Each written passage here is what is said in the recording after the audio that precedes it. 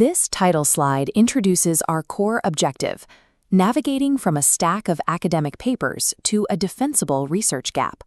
We will follow a step-by-step guide designed for PhD students and researchers by Dr. Ala Jabbar Al-Maliki. This process flow diagram maps out the complete PhD lifecycle. Notice the pulsing highlight moving directly from the literature review to the research gap. For many students, this exact transition becomes a critical bottleneck. You read 50 papers, you build a massive matrix recording methodologies, datasets, and findings.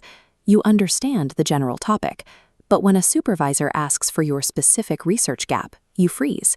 The evidence is right in front of you, but you need a systematic way to analyze it. This comparison table contrasts the myth of the gap against reality. A gap is rarely an entirely untouched topic.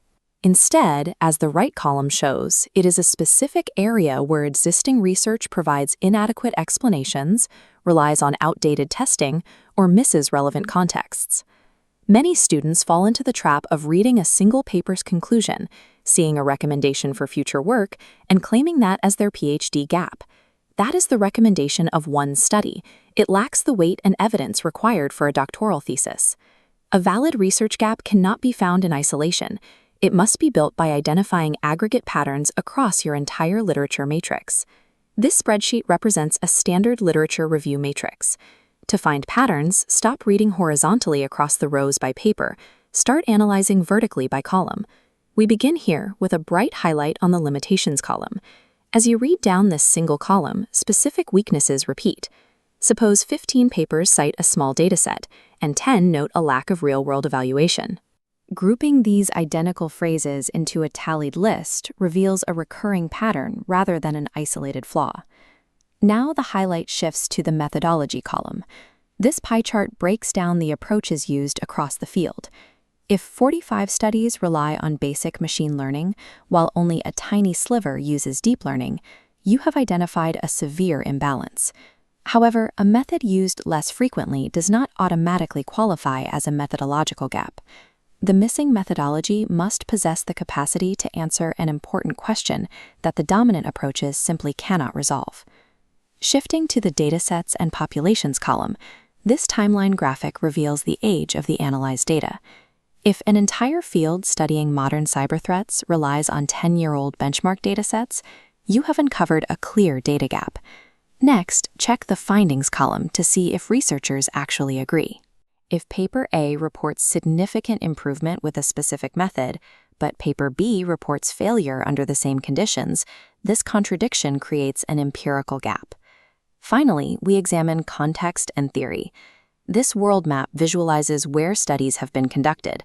If a framework has only been tested in Western enterprises, we must ask why it might fail in the unstudied regions of Southeast Asia. This points to a contextual gap. Analyzing these columns vertically reveals a heat map of the academic community's collective blind spots. Let's test this. This simplified mini-matrix displays 5 papers on AI intrusion detection. Papers 1 through 3 report high accuracy using benchmark data.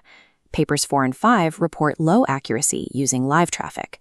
Pause the video and determine what gaps exist here.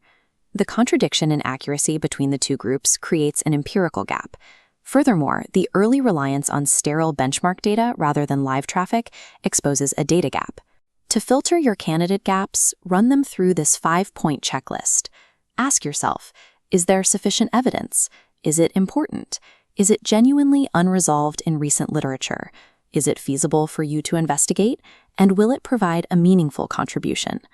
This split-screen text comparison evaluates 2 gap statements. The left side is weak and vague.